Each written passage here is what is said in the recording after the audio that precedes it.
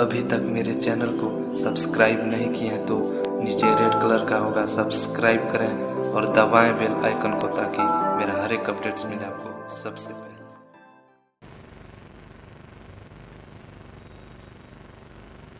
यूट्यूबे ছাড়বি নাকি?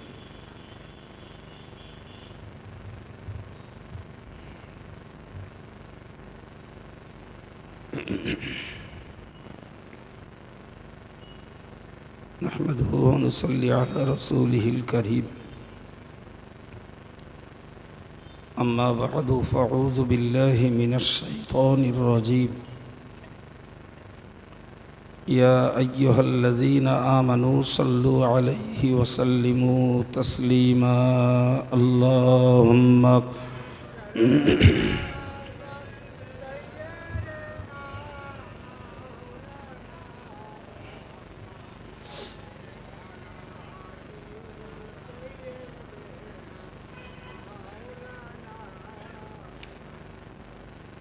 फ़क़द क़ाल अल्लाहु तआला फ़िल क़ुरआनिल मजीद व फ़िल फ़ुरक़ानिल हमीद।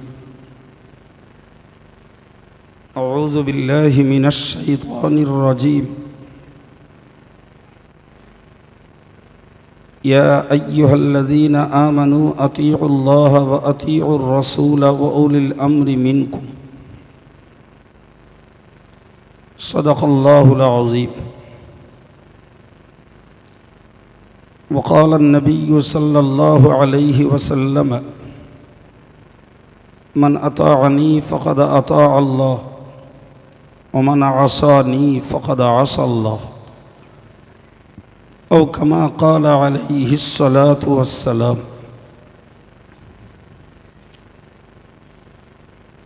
स्नेहभाजन सम्मानित विदायी वक्ता, ज्ञान पिपासु दिनदार ईमानदार श्रोता मंडली, शुक्रिया आल्लाह पाकेर दरबारे একটি অজ ও দোয়ার মজলিসে আমরা বসতে সুযোগ পেয়েছি। সকলেই বলি আলহামদুলিল্লাহ। সঙ্গে প্রিয় রসুলের প্রতি জানাই অগণিত দরুদ ও সালাম। সমাবেতভাবে আরও একবার বলি সাল্লাল্লাহু আলাইহি ওয়াসাল্লাম। ভাই পর কথা ইত্তাকরে বিদায়ী বক্তা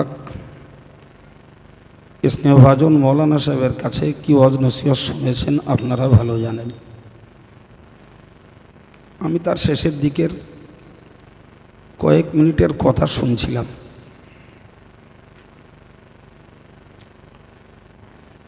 তো তার কথাকে মাথায় রেখেই আমি খুব সংক্ষিপ্ত পরিসরে আপনাদেরকে একটি বিষয় বোঝাই। মনোযোগের সঙ্গে কথাটাকে উপলব্ধি করুন। তবে একবারের জন্য অনুরোধ করি, আমি আজকের এই জলসার শেষ বক্তা, সুতরাং আখিরি দোয়া করি নামব। অনেক ভাইকে দেখলাম যারা দোকান পাশারির দিকে ঘুরছেন। তো যেহেতু পরে আর বক্তা নেই, অন্তত একটু শেষ দোয়ায় শরিক হয়ে নিজের মুর্দাদের হক আদায়,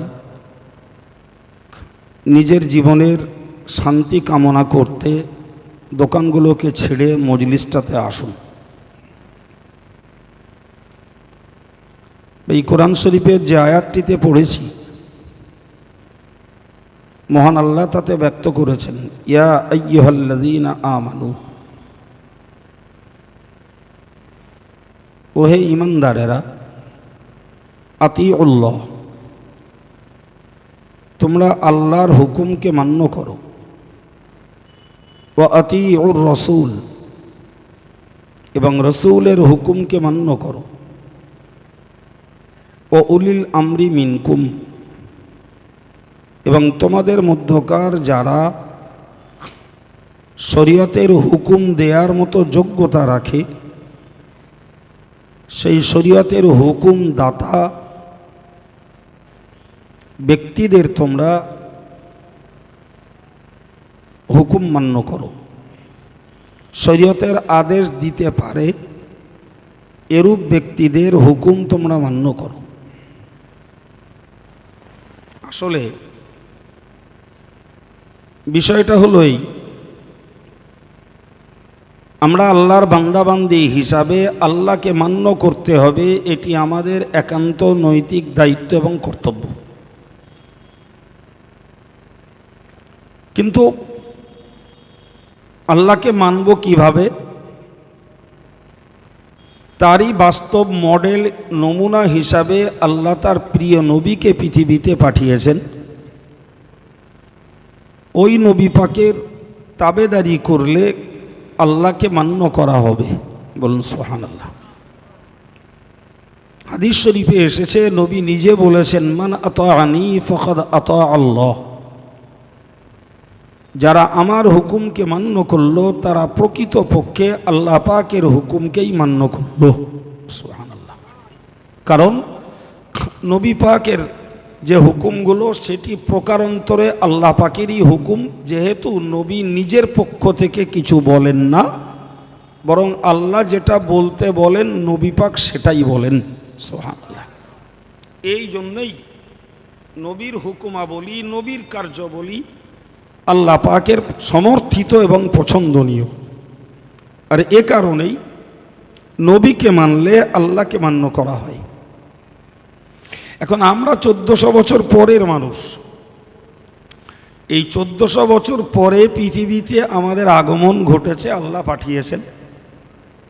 আর আমরা 1400 বছর আগের সেই নবীকে কিভাবে চিনব, কিভাবে তার মূল্যায়ন করব, তার গুণগত দিকগুলো জানব কি করে?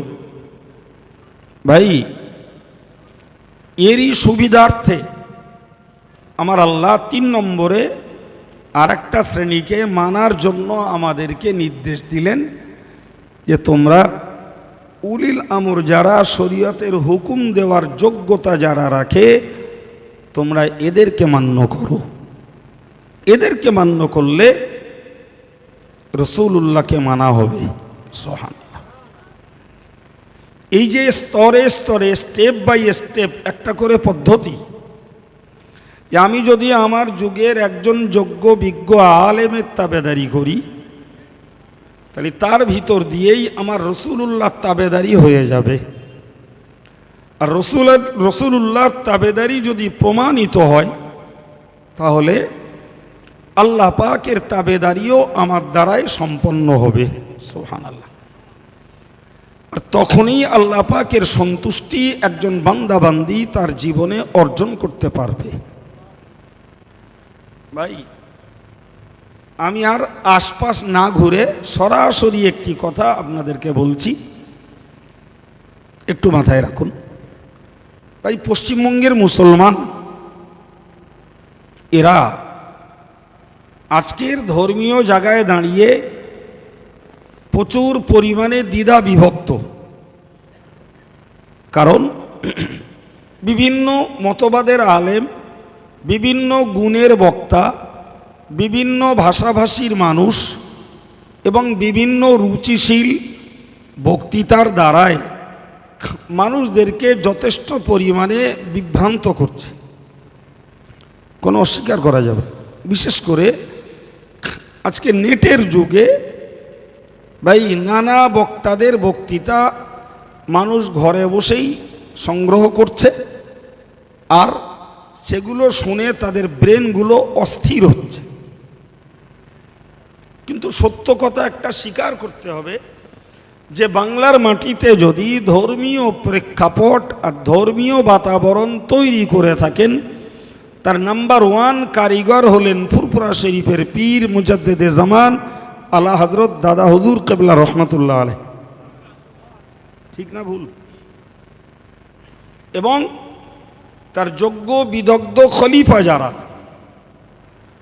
দাদা পীর সাহেব কিবলার নীতি আদর্শ এবং নির্দেশকে মাথায় রেখেই তামিলনাড়ুর কন্যাকুমারী থেকে শুরু করে বাংলাদেশের বরিশাল পর্যন্ত ধর্মের যে ময়দান তৈরি করেছেন, ভাই, এটা মুজাদ্দেদে জামান দাদা পীর সাহেব কিবলা এবং তার খলিফাদের একান্ত প্রচেষ্টার সুফল। সুবহানাল্লাহ। ফলে আমি আপনাদেরকে সহজ কথায় বোঝাতে চাইছি, ভাই ফুরফুরা পীর সাহেব কেবলা নবী নন। ফুরফুরা পীর সাহেব কেবলা তিনি ইমাম মুস্তাহিদ নন, কিন্তু 100% আমরা বলতে বাধ্য যে তিনি অবশ্যই একজন উলিল আমর। তিনি শরীয়তের একজন হুকুম দেওয়ার যোগ্য ব্যক্তিত্ব, এটাকে অস্বীকার করার কোনো জায়গা নেই। ভাই ওই পর্যন্ত মনে রেখে তার ব্যাপারে দুটি কথা এক্সট্রা বুঝুন, যেটুকু আমাদের আত্মবিশ্বাসটা আরো প্রগাঢ় হবে। ভাই মুজাদ্দিদে জামান দাদা পীর সাহেব কেবলা রহমাতুল্লাহ আলাইহে তিনি মায়ের গর্ভ থেকে জন্ম নিয়ে ধরা পৃষ্ঠে এসেছেন। 9 মাস বয়সে তার আব্বা ইন্তেকাল করেছেন। তাহলে 9 মাস বয়সে বাপ হারা মানে 100% তিনি এতিম। এতিম তো, আর এতিম ছাত্রদের দায়ভার বর্তায় মায়ের উপরে। আর মা যখন পর্দানসীনা, ধার্মিকা, আল্লাহওয়ালি হয়, তখন মায়ের পক্ষে এতিম ছেলেটার পরিষেবা বাইরে যেয়ে দেয়া বেশ খানিকটা দুষ্কর হয়ে ওঠে। মুজাদ্দিদ জামান দাদা পীর সাহেব কেবলা রহমাতুল্লাহ আলাইহে তিনি যখন একটু বড় হয়েছেন, লেখাপড়া শিখবার মতো বয়সটা হয়েছে, তো পরিবারের অন্যদের পরামর্শ অনুযায়ী মায়ের সমর্থনে তাকে ভর্তি করা হয়েছে। তৎকালীন রাজভাষা ছিল ইংরাজি, সুতরাং একটি ইংলিশ মিডিয়াম স্কুলেই তাকে ভর্তি করা হয়েছে। তখন ভারতবর্ষ কাদের হাতে? ইংরেজদের হাতে। সুতরাং রাজভাষাই তখন ইংলিশ, এবং সেই ইংলিশ মিডিয়ামেই তাকে ভর্তি করা হয়েছে। জি ভাই, তিনি পড়াশুনো করছেন। হঠাৎ করে একদিন তার মা স্বপ্ন দেখছেন যে মুজাদ্দিদে জামান দাদা হুজুর কেবলার ষষ্ঠ পোস্তের পীর ছিলেন হযরত মুস্তাফা মাদানী রহমাতুল্লাহ আলাইহি। তো তিনি দাদা পীর সাহেব হুজুর রহমাতুল্লাহ আলাইহি তখন শিশু বাচ্চা ছেলে, তাকে শুইয়ে ফেলে বুকটাকে ফেড়ে কি যেন বার করছে। যেহেতু তিনি দাদা হুজুর কেবলার পূর্বপুরুষ, এই জন্যই তার আম্মাজান স্বপ্নের ভিতর দিয়ে বললেন, আব্বা আমার এই শিশু বাচ্চা কি অপরাধ করলো যে আপনি তাকে এইভাবে হত্যা করছেন? মুজাদ্দিদে জামানের মা বলেছিলেন, আমার ওই পূর্বপুরুষ শ্বশুর হযরত মুস্তাফা মাদানী রহমাতুল্লাহ আলাইহি আমাকে বললেন, ওগো মা, না না, তোমার বাচ্চাকে আমি হত্যা করি না গো, তোমার বাচ্চার ভিতরে কিছু বিজাতীয় জিনিস ঢুকেছে, সেইগুলোকে সাফাই করে দিচ্ছি। ভাই মানুষ যখন স্বপ্ন দেখে তখন মনে হয় বাস্তবটা দেখছি, ঘুমটা ভেঙে গেলে তখন বোঝে যে না আমি স্বপ্ন দেখেছি। আগে ঠিক না ভুল? যতক্ষণ স্বপ্ন দেখে ততক্ষণ মনে করে ওটাই বাস্তব। তো ঘুম ভাঙতেই তিনি দেখলেন বাচ্চা পাশে আছে এবং সম্পূর্ণ অক্ষত। সুবহানাল্লাহ। তখন তার ধাতস্থ হলেন যে আমি স্বপ্ন দেখেছি, কিন্তু এ স্বপ্ন কেন দেখলাম, এর পিছনে রহস্য কি? কাকে বলবেন? স্বামীহারা কেউ নেই, অন্য পরপুরুষকে বলতে যাওয়াটাও যেন সমীচীন মনে করছেন না।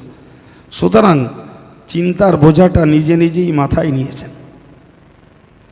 ভাই মুজাদ্দিদ জামান দাদা পীর সাহেব কেবলা রহমাতুল্লাহ আলাইহি তিনি ছেলে মানুষ, কোনোদিন তিনি স্বপ্ন দেখছেন সবে মাত্র তার বুঝশক্তি এসেছে, একটি জায়গায় একটি মাইয়েতের জানাজা হচ্ছে, সেই জানাজাতে বড় বড় আল্লাহর ওলিরা হাজির হয়েছেন। সর্বোপরি প্রিয় নবী মুহাম্মদুর রাসূলুল্লাহ সাল্লাল্লাহু আলাইহি ওয়াসাল্লাম সেই জানাজাতে উপস্থিত হয়েছেন। মুজাদ্দিদে জামান বাচ্চা ছেলে, তিনি বলছেন আমি ওই জানাজাতে শরীক হবার যখন ইচ্ছা করেছি, রাসূল পাক সাল্লাল্লাহু আলাইহি ওয়াসাল্লাম আমার দিকে লক্ষ্য করে বললেন, ওগো আবু বকর, এই নেককার মানুষদের জমায়েতে তুমি হাজির হতে পারবে না যতক্ষণ পর্যন্ত তুমি বিজাতীয় শিক্ষা ত্যাগ না করবে, ততক্ষণ পর্যন্ত এই নেককার মানুষদের সমাবেশে তোমাকে হাজির হতে দেয়া হবে না। মুজাদ্দিদে জামানের ঘুম ভাঙল। বাচ্চা মানুষ, এর রহস্য কিছু না বুঝলেও এতটুকু বিশ্বাস তার জন্মেছে যে রাসূল পাক সাল্লাল্লাহু আলাইহি ওয়াসাল্লামকে দেখতে পেলাম না, তার কাছাকাছি সান্নিধ্য হতে পারলাম না, এটা তার কাছে মনের কাছে কষ্টের হয়ে দাঁড়িয়েছে। ফলে তিনি স্বপ্নটাকে কারুর কাছে ব্যক্ত না করলেও নিজের মায়ের কাছে ব্যক্ত করেছেন, ওগো আম্মা জান, আমি স্বপ্ন দেখেছি রসুল সহ বড় বড় পীর বুজুর্গরা একটি জানাজাতে হাজির হয়েছেন, আমি সেখানে যাওয়ার ইচ্ছা করলেও আমাকে যেতে দেওয়া হয়নি, বরং বলা হয়েছে তোমার ভিতরে বিজাতীয় শিক্ষা রয়েছে, ফলে ওই শিক্ষা ত্যাগ না করা পর্যন্ত ওই পবিত্র মানুষদের সমাবেশে আমায় যেতে দেয়া হবে না। মুজাদ্দিদে জামানের মা শোনার পরে ভাবলেন, আমি যে স্বপ্ন দেখেছি আর আমার বাচ্চা যে স্বপ্ন দেখেছে, দুটি স্বপ্নের ভিতরে মিল রয়েছে, সুতরাং অন্য কিছুই নয়, আমার বাচ্চার এই ইংরাজি শিক্ষাটাই হচ্ছে কাল। কথা বোঝাতে পেরেছি ভাই? ওই পর্যন্ত থাক, এবারে আর একটুখানি জ্ঞান। ভাই স্বপ্ন কি নিজে নিজে দেখা যায়? ভাই একটা স্বপ্ন নিজে নিজে দেখা যায় বলে সাহিত্যিকরা বলেন সেটা হলো পরিকল্পনা, ওরেও স্বপ্ন বলে। তার মানে আমি একটা বাড়ি করব, কি আমি একটা কারখানা করব, জি এগুলোকেও সাহিত্যিকরা স্বপ্ন বলে, এগুলো হলো পরিকল্পনা, এগুলো জেগে থেকে করতে হয়। ঘুমিয়ে যেটা দেখা যায় সেটা নিজে নিজে দেখা। আল্লাহ পাকের নবী বলেছেন, আর রুইয়া মিনাল্লাহি ওয়াল হুলমু মিনাশ শাইতান, হুজুর বলেছেন নেক স্বপ্ন আল্লাহর পক্ষ থেকে আসে, আর বদ স্বপ্ন বা খেয়ালি স্বপ্ন শয়তানের পক্ষ থেকে আমদানি হয়। রাসূলুল্লাহর হাদিস। এখন প্রশ্ন যে দাদা হুজুর কেবলার আম্মাজান এবং তিনি নিজে যে দুটি স্বপ্ন দেখেছেন, এটা নিশ্চয়ই মায়ের নিজের দেখা নয় আর বাচ্চারও নিজের দেখা নয়। এ স্বপ্ন তাহলে দেখিয়েছেন কে? জোরে বলুন। এখন সেই স্বপ্নের ভিতরে ইঙ্গিত পাচ্ছেন যে আমার বাচ্চাকে ইংরাজি শিক্ষা দেয়া যাবে না। ও ছেলেরা, জওয়ানেরা, মুরব্বিয়ানে কেরামেরা, পর্দার মায়েরা, একটু শান্ত মাথায় কথাগুলোকে মনে নিন। তাহলে আমায় বলতে হবে, আমার আল্লাহ পাক যে মানুষটাকে বানাবেন বাংলার কুসংস্কার দূরকারী মুজাদ্দিদে জামান, আমার আল্লাহ যে মানুষটাকে বানাবেন বাংলার মাটিতে দ্বীন ইসলামের প্রচারক, বাংলার মাটিতে ধর্মের প্রবর্তক, ধর্মের প্রচারক যাকে বানাবেন, সেই মানুষটা ইংরাজি যদি শেখে না, তার দ্বারাতে তো ওই খেদমত সম্ভব নয়। কেননা ইংরাজির ভিতরে ওই শিক্ষা নেই, ইংরেজির ভিতরে ওই জ্ঞান নেই যে জ্ঞানের বিনিময়ে শিরককে দূর করা যাবে, যে জ্ঞানের বিনিময়ে বেদাতকে দূর করা যাবে, যে জ্ঞানের বিনিময়ে মানুষকে অধর্ম থেকে ধর্মপথে টেনে আনা যাবে, যে জ্ঞানের বিনিময়ে মানুষ আল্লাহওয়ালা হবে, নামাজি হবে, মানুষ দাড়িওয়ালা টুপিওয়ালা হবে। না, ইংরাজির ভিতরে সে শিক্ষা তো দেওয়া নেই। ফলে তার পরিবারের মানুষেরা যদিও মুজাদ্দিদে জামানকে ইংরেজি শিক্ষাটা রাজভাষা হিসাবে শেখানোর জন্য মনস্থির করে তাকে ইংলিশ মিডিয়ামে ভর্তি করেন, কিন্তু আল্লাহ পাকের ইচ্ছা হলো তাকে কোরআনের জ্ঞান শিক্ষা দেবেন, হাদিসের জ্ঞান শিক্ষা দেবেন, ইজমা কিয়াসের জ্ঞান তাকে শিক্ষা দেবেন, তাকেই বানাবেন বাংলার মুসলমানদের ইমাম। একবার জোরে বলা যাবে না সুবহানাল্লাহ? এই জন্যই তো আল্লাহ স্বপ্ন দেখিয়ে তাদের মোটিভটাকে চেঞ্জ করে দিলেন, তাদের মানসিকতাকে পাল্টে দিলেন। জি, মা স্থির সিদ্ধান্ত নিয়েই ফেললেন আমার বাচ্চাকে ইংরাজি শিখতে দেব না। জি ভাইরা আমার, সঙ্গে একটা মশলা মনে রাখুন, কোরআন শরীফে আল্লাহ বলেছেন বিসমিল্লাহির রহমানির রহিম ওয়া মিন আয়াতিহি ইখতিলাফু আলসিনাতিকুম ওয়া আলবানিকুম। মহান আল্লাহ পাক কোরআন শরীফে জানিয়েছেন, ওগো আমার বান্দা বান্দি তোমরা জানো আমি আল্লাহর কুদরতের একটি জ্বলন্ত নিদর্শন হলো মানুষের ভিন্ন ভিন্ন ভাষার ভিন্ন ভিন্ন রং। একটু জোরে বলুন, আর একটু সবাই মিলে বলুন। ভাই, শিল্পী একজন, কারিগর একজন, জি সারা পৃথিবীর এই কয়েকশো কোটি মানুষ, আপনি একটা রঙের সঙ্গে আর একটা রঙের মিল খুঁজে পাবেন না। খুব বড় জোর আমরা নির্ণয় করেছি সাদা কালো শ্যামলা, তিনটে রং আমরা নির্ণয় করেছি। জি, এগুলো রঙের নাম, কিন্তু আপনি ভালো করে মেলান, দুটো কালো মানুষের রং একরকম হয় কি? দুটো সাদা মানুষের রং একরকম হয় কি? দুটো শ্যামলা মানুষের রং একরকম হয় কি? পাবেন না। আল্লাহ বললেন বাংলা, ইংরাজি, উর্দু, ফার্সি, তেলেগু, তামিলি, হিন্দি, সংস্কৃত, যত ভাষা রয়েছে এই ভিন্ন ভিন্ন ভাষাটাও আমি আল্লাহ আমার কুদরতের একটি প্রকাশ, আর এই ভিন্ন ভিন্ন রংটাও এটাও আমি আল্লাহ আমার অসাধারণ ক্ষমতার একটি প্রকাশ। সুতরাং বাংলা ভাষাটাও আল্লাহর দেওয়া, উর্দু ভাষাটাও আল্লাহর দেওয়া, সংস্কৃত ভাষাটাও আল্লাহর দেওয়া, ইংরাজি ভাষাটাও আল্লাহর দেওয়া, জি ফার্সি ভাষাটাও আল্লাহর দেয়া, আরবি ভাষাটাও আল্লাহর দেওয়া। কথা বুঝে আসছে কিছু? হ্যাঁ, যে বাচ্চা যে পরিবারে যে পরিবেশে জন্ম, আমরা বুঝি বাচ্চা বোধহয় পরিবেশের কারণে ভাষা শেখে, এটা আমাদের সাধারণ সেন্স। বাঙালির ঘরের বাচ্চা বাংলা শেখে, ইংরেজের ঘরের বাচ্চা ইংরেজি শেখে, জি হিন্দির ঘরের বাচ্চা হিন্দি শেখে। না বাবু, ওটা নয়। বরং মনে রাখুন ভাইরা আমার, তাফসীর কারকেরা উল্লেখ করেছেন বা তাফসীর কারকেরা উল্লেখ করেছেন একটি বাচ্চা যে পরিবেশে জন্মায়, যে পরিবারে জন্মায়, ওই পরিবারের ভাষা বাচ্চাটার যখন আল্লাহ ইচ্ছা করেন ফেরেশতা পাঠিয়ে তাকে সেই পরিবারের ভাষা শিক্ষা দেন। আমাদের ধারণা ভাষা শেখে পরিবার ভিত্তিক, পরিবেশ ভিত্তিক। তাফসীর কারকেরা লিখছেন ভাষা আল্লাহ ফেরেশতা পাঠিয়ে বাচ্চাদেরকে শেখায়। এখন সব ভাষা যখন আল্লাহর, তাহলে ইংরেজি ভাষা শেখায় দোষ কোথায়? প্রিয় নবী সাল্লাল্লাহু আলাইহি ওয়াসাল্লাম তার সাহাবী হযরত যায়েদ ইবনে সাবিতকে বললেন যে তুমি হিব্রু ভাষা শেখো।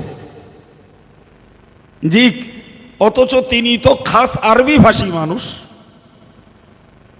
বুঝতে পারেননি? অথচ রাসূলুল্লাহ বললেন তুমি হিব্রু ভাষা শেখো। কেন? হিব্রু ভাষায় কথা বলে ইহুদিরা। সুতরাং আমরা যদি হিব্রু ভাষা না শিখি তাহলে ইহুদিরা কি বলবে আমরা সব বুঝে উঠতে পারবো না। ফলে ওদের ব্যাপারে আমাদের চিন্তা চেতনা সঠিকভাবে আমরা নিতে পারবো না। অতএব ওদের ভাষাটাও আমাদের জানতে হবে। এখন ইংরেজরা ইংরেজিতে কথা বলবে, ভাই আমরা বাঙালি যদি প্রয়োজন মতো ইংরেজিটুকু না শিখি তাহলে তো তাদের সঙ্গে আমাদের সমাজ জমাত, জীবনযাপন, ব্যবসা বাণিজ্য কোনোটাই সম্ভব না। ঠিক না ভুল? মশলাগত দৃষ্টিতে জি আমার ঈমান, আমার আকীদা, আমার আমল ঠিক রেখে সারা পৃথিবীর কোনো ভাষা শিখতে দোষ নেই। মাথায় গেল কথা? আপনি সংস্কৃত শিখুন, কোনো দোষ নেই, ইংরেজি শিখুন, কোনো দোষ নেই। কিন্তু মুজাদ্দেদে জামান দাদা পীর সাহেব কেবলাকে স্বপ্নের ভিতর দিয়ে আল্লাহ শিখতে বাধা দিলেন, কারণ তার কাজ, তার খিদমত আল্লাহ আলাদা নেবেন। ফলে সেই স্বাদ আর সাধনা ইংরাজি ভাষা শিক্ষার ভিতর দিয়ে পূরণ হবে না, এই জন্যই তাকে আল্লাহ বাধা দিয়েছেন। জোরে বলুন। বাবু, এবার একটা কথা বলবেন যে তিনি মুজাদ্দেদে জামান, তিনি মুহাদ্দিস, তিনি বাংলার সেরা আল্লাহর ওলি, এগুলো হয়েছেন নিজে নিজে, মনে হয় না আল্লাহ বানিয়ে নিয়েছেন? জোরে বলুন। এই কথাটাই মূর্খরা বিশ্বাস করে না। মূর্খরা এটাই বিশ্বাস করে না, মনে মনে করে জি সব নিজে নিজে হওয়া যায়। জি আরে বাবা, বান্দা বড় জোর চেষ্টা করে, কিন্তু পূর্ণতায় পৌঁছে দেওয়ার মালিক বান্দা নয়, পূর্ণতায় পৌঁছে দেওয়ার মালিক। জি ওই তো বান্দার চিন্তায় তো দাদা হুজুর কেবলাকে ইংলিশ পড়তে দেওয়া হল। আল্লাহ পাক স্বপ্নের ভিতর দিয়ে তাদের ব্রেনটাকে ঘুরিয়ে দিলেন, ফলে তাকে ভর্তি করা হলো হুগলি জেলার সীতাপুর মাদ্রাসায়। ওগো ভাইরা আমার, ও বাবাজিরা, জওয়ানেরা, পর্দার মায়েরা, মনে রাখুন, সীতাপুর মাদ্রাসায় অল্প কিছুদিন পড়ার পরে হুগলি জেলার আরেকটি উচ্চশিক্ষা প্রতিষ্ঠান তৎকালীন জমানার, ওটা হলো হুগলি জেলার মোহসেনিয়া মাদ্রাসা, সেখানে পড়তে দিলেন। ওখানেই আরবির উচ্চ ক্লাস পড়া হতো, যে ক্লাসটির নাম হলো জমাতে উলা। জমাতে উলা ভাই, এ যুগে যেটাকে টাইটেল বলে বা মুমতাজুল মুহাদ্দিসিন বলে, এমএম বলে, ওই জমানায় ওই ক্লাসটাই ছিল জমাতে উলা। জি এখনকার জমানায় ওই ক্লাসে পড়ানো হয় জি বুখারী শরীফ, মুসলিম শরীফ, এই জাতীয় হাদিসের কেতাবগুলি। তখন ওই জাতীয় কেতাবগুলি জমাতে উলাতেই পড়ানো হতো, এবং সাধারণভাবে তৎকালীন জমানার ছেলেরা ওই পর্যন্তই মওলানা লাইনের পড়াশুনো করে ক্ষান্ত হয়ে যেত, তাতেই তাদের ডিগ্রি হতো মওলানা। মুজাদ্দিদ জামান ফুরফুরা শরীফে দাদা পীর সাহেব কেবলা রহমাতুল্লাহ আলাইহি, তিনি তা সাধারণভাবে ওই পর্যন্ত পড়ার পরে মওলানা ডিগ্রি লাভ করলেন। বাবা, ওই মওলানা ডিগ্রি লাভ করার পরে মনে রাখবেন, যারা জ্ঞানী হয় তাদেরই অভাব বেশি হয়। মূর্খরা মনে করে যা শিখেছি মওলানা আমার সঙ্গে পারবে না গো, আমি এক মহাপণ্ডিত। ও ভাইরে আমার, কিন্তু যারা হয় জ্ঞান পাগল, ও যত শেখে তত আরো বেশি করে পড়ে, যত শেখে তত বেশি পড়ে, যত জ্ঞান অর্জন হয় তত জ্ঞান সংগ্রহের লোভ আরো বেড়ে যায়। একটু জোরে বলুন। মুজাদ্দিদে জামান দাদা পীর সাহেব কেবলা রহমাতুল্লাহ আলাইহির অদম্য জ্ঞান পিপাসা বেড়ে গেল।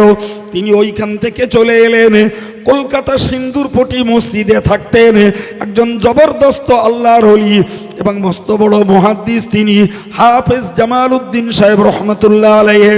তার কাছে চলে এলেন, এসে ক্লাসে যে সমস্ত হাদিস পড়েছিলেন এর ঊর্ধ্বে আরও তিনি অনেক অনেক হাদিস ওই কলকাতার সিন্দুরপটি মসজিদের ইমাম হাফেজ জামাল উদ্দিন সাহেব হুজুরের কাছে আবার পড়তে লাগলেন। জোরে বলুন। জি ভাই, আজকের যুগে তো লেখাপড়ার থেকে পয়সার চাহিদা মানুষের কাছে বেশি হয়েছে, মানে মুসলমানের কাছে বিশেষ করে, যার জন্যই দেখতে পাওয়া যায় যে আমাদের বর্তমান সময় এমন কিছু বক্তা মঞ্চে ঘুরে বেড়ায়, বিশ্বাস করুন তাদের শিক্ষাগত যোগ্যতা কিচ্ছু নেই, রয়েছে গলার তোড়, রয়েছে ভাষার আপোড়ানি, দুটিতেই জনগণ প্লিজড, বাজার চড়ে ভালোই চলছে। আসলে তাদের ভিতরে শিক্ষকতার যোগ্যতার ন্যূনতমও নেই। জি, কেউ বংশের লেভেলে, কেউ বা গলার লেভেলে, কেউ বা ভাষার আওড়ানিতে, কেউ বা চটকদারি কথায়, কেউ বা লোক হাসানো প্রক্রিয়ায় মানুষের কাছে গ্রহণযোগ্যতা পেয়ে গেছে, বাজার চলছে, যেটি সাধারণ মানুষ একেবারেই বোঝে না, একেবারেই বোঝে না।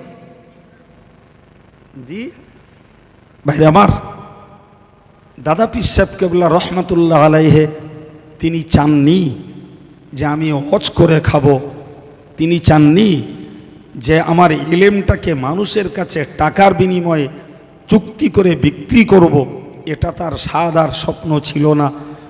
জি, তার স্বপ্ন ছিল ইলম অর্জন করব, আল্লাহকে চিনব, রসুলকে চিনব, আল্লাহ রসুলের প্রিয় হব। জোরে বলুন সুবহানাল্লাহ। জি, তিনি তার চাহিদা চেষ্টা করেছেন, আল্লাহ পাক তাকে ফল দিয়ে সেই উন্নত দরজা লাভ করেছেন। পরে আল্লাহ পাক তাকে দিয়ে এ বাংলার কুসংস্কার দূর করার খেদমত নিয়েছেন।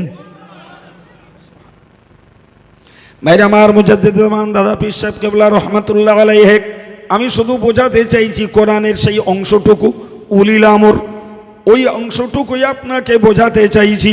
মুজাদ্দিদ জামান দাদা পীর সাহেব কেবলা বাঙালি মুসলিম জাতির জন্য তিনি উলিল আমর কিনা, শরীয়তের ধারক বাহক কিনা, শরীয়তের হুকুম দেওয়ার মতো যোগ্যতা তার রয়েছে কিনা, এতটুকু আত্মবিশ্বাস যদি আজকের আমার শ্রোতা ভাইয়েদের মায়েদের যদি তৃপ্তি হয়, আত্মবিশ্বাস যদি তৈরি হয়, তাহলে আমি মনে করি ইন ফিউচারে এদের ধর্মজীবনটাকে একটি জায়গার উপরে স্থির রাখা সম্ভব। আর না হলে অস্থিরতার বক্তৃতা শুনে ব্রেন মস্তিষ্ক অস্থির হয়ে উঠবে, যতদিন যাবে তত বিভ্রান্তিতে পড়বে, আর নেকির পরিবর্তে পাপে বিজড়িত হবে। ভাই, দাদা হুজুর কিবলা রহমাতুল্লাহ আলাইহি হাফেজ জামাল উদ্দিন সাহেব রহমাতুল্লাহ আলাইহির কাছ থেকে হাদিসের শিক্ষা নিলে, আমি একটু আগে বলেছি না, যাদের জ্ঞান যত বেশি তারা তত জ্ঞানের অভাবী। এই বলেছি না, দাদা হুজুর কেবলার লোভ আরো বেড়ে গেল। কিসের লোভ? টাকার লোভ। হ্যাঁ জি, জ্ঞান সঞ্চয়ের লোভ।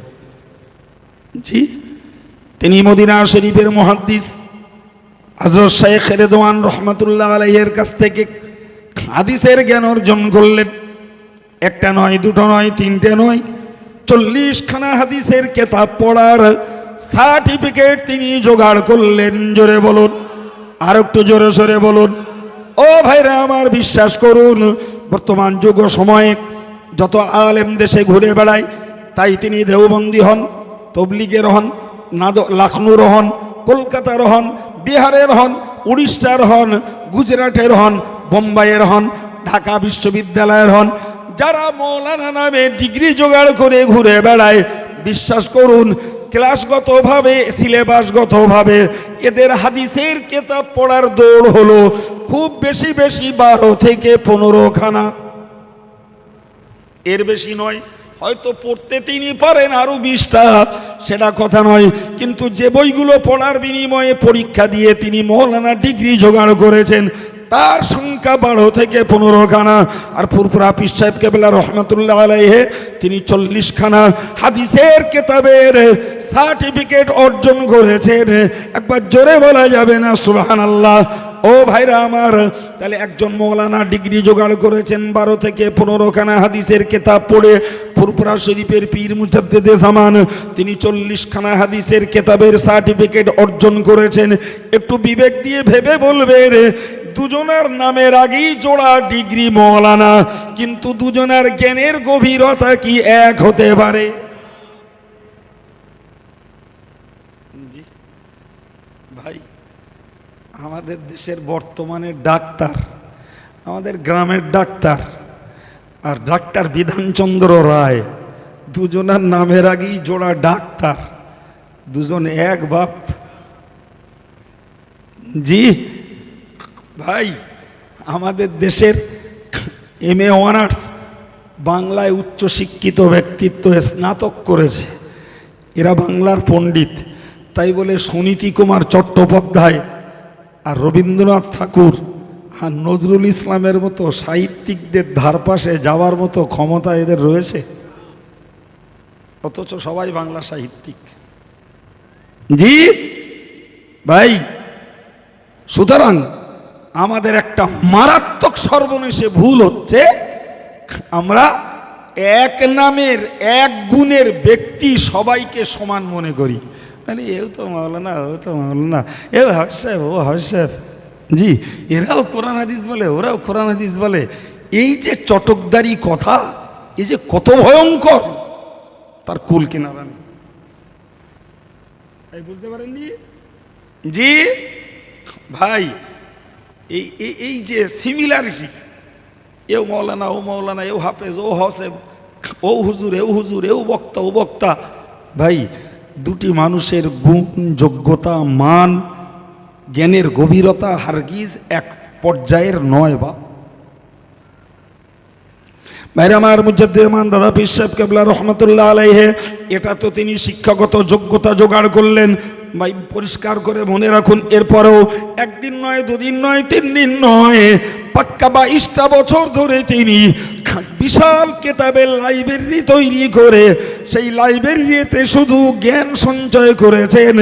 বিশাল বড় কেতাবখানা, কুতুবখানা তৈরি করে তিনি স্টাডি করেছেন, অধ্যবসায় করেছেন আরও বেশি বেশি জ্ঞান অর্জনের জন্য। জোরে বলুন। তিনি মুজাদ্দিদে জামান দাদা পীর সাহেব কেবলা রহমতুল্লাহ আলাইহির, তিনি বড় মুজাদ্দিদ, তিনি বড় পীর, সব কথা পরে থাক। নাম্বার 1 ভাবতে হবে, তিনি হলেন একজন বিদগ্ধ আলেমে দ্বীন। জোরে বলুন। এটাই তার প্রথম গুণ। আগে পীর নয়, আগে মুজাদ্দিদ নয়, আগে তিনি আলেম। আমার দেশের বর্তমান বাঙালি মুসলিম সমাজের যেটা সবথেকে ভয়ঙ্কর প্রতারণা, সেটা হলো আমার দেশের বক্তা ঘুরে বেড়ায়, যারা মাদ্রাসার চৌকাটা লিঙ্গুইনি তাতেই মুফাসসিরে কোরআন আর আল্লামা নাম হয়ে গেছে। কেউ ক্লাস 2 পাস, কেউ বা 2 ক্লাস আরবি পড়েছে, তাতেই আল্লামা মৌলানা হয়ে গেছে। কেউ বা শুধু হাফেজ, তাতেই আল্লামা মৌলানা মুফতি অনেক কিছুই সেজে গেছে। ভাইরা আমার, কেউ বা খুব বড় জোর দেখতে পাওয়া গেছে, হয়তো 6 ক্লাস পড়েছে, তাতেই মুফতি সেজে বসে রয়েছে। ও ভাইরা আমার, আমার দেশের এই যে বিনা যোগ্যতার ডিগ্রি, এটাই করেছে মূর্খদের সবথেকে বেশি সর্বনাশ। ভাইরা আমার, না রয়েছে তাদের ভিতরে কোরআন হাদিসের জ্ঞান গুণ, না রয়েছে তাদের কোরআন হাদিসের ব্যাখ্যা তাফসীর পড়ার মতো যোগ্যতা, না রয়েছে তাদের ভিতরে আধ্যাত্মিকতার তাসাউফ আর তরিকতের শিক্ষার আমল। অথচ তাতেই মৌলানা মুফতি আল্লামা শাহ সুফি পীরে কামেল যে কটা ডিগ্রি দরকার সব পেয়ে গেছে, আর সব থেকে বড় সার্টিফিকেট পাচ্ছে জিন্দাবাদ। যতদিন পর্যন্ত জাতির এই মূর্খতা দূর না হবে, ততদিন পর্যন্ত এ জাতির চোখ ফুটবে না, সঠিক জ্ঞানের জায়গায় পৌঁছাবে না, যতক্ষণ অযোগ্যকে ভাই এই জিন্দাবাদ দিয়ে যোগ্য জায়গায় তুলে দেওয়া বন্ধ না করবে। কি বলেছি বুঝতে পারেননি? অযোগ্যকে জিন্দাবাদ দিয়ে যোগ্য জায়গায় তোলা বন্ধ না করা পর্যন্ত এ জাতির সত্য চোখ ফোটার কোনো পরিস্থিতি নেই। মূর্খতার রাজ্য চলতে থাকবে। জি, সত্য কথা বললে রেডারে ধরবে না, ফলে গাল, ফজিয়ত, কাফের, মুনাফেক, ওয়াহাবি যা ভান্ডারে আছে সব ঝেড়ে দেবে, আর উই দিয়েই সব রেসেনি করে টাকালে বাড়ি যাবে। জি আমার মুজাদ্দিদ জামান দাদা হুজুর কেবলা রহমতুল্লাহ আলাইহি বাংলার একজন শ্রেষ্ঠতম মুহাদ্দিস। একবার জোরে বলুন, আর একটু মন খুলে বলুন। ভাইরা আমার, ভালো করে মনে রাখুন, দাদা হুজুর পীর কেবলা রহমতুল্লাহ আলাইহি নিজে বলেছেন, আমি কোনো একদিন স্বপ্ন দেখছি। এই আলেম হওয়ার পরে তিনি কোনো একদিন স্বপ্ন দেখছেন রাসূল পাক সাল্লাল্লাহু আলাইহি ওয়াসাল্লাম তার পিছনে, তিনি সামনে যাচ্ছেন, তার পিছনে পিছনে দাদা হুজুর পীর কেবলা হাঁটছেন। ভাইয়ারা আমার, আর ওই স্বপ্নের ভিতরে মুজাদ্দিদে জামান দাদা পীর সাহেব কেবলা রহমতুল্লাহ আলাইহি যত প্রশ্ন তার মনে জেগেছে রাসূলুল্লাহর কাছে জিজ্ঞাসা করে করে তিনি উত্তরগুলো নিয়েছেন। তার জীবনীকাররা লিখেছেন ওই রাসূল পাকের কাছ থেকে উত্তরগুলো জেনে নেওয়ার জন্য আল্লাহ পাক তাকে জমানার ফকিহ বানিয়েছেন। একদিকে তিনি কিতাব পড়ে যেমন মুহাদ্দিস হয়েছেন, আবার একদিকে রাসূলের কাছ থেকে তিনি ইলমি ফয়েজ পেয়েছেন ওই প্রশ্নের উত্তর নেওয়ার ভিতর দিয়ে। আর এতেই তাকে আল্লাহ পাক ফকিহ মুফতি বানিয়ে দিয়েছেন। জোরে বলুন।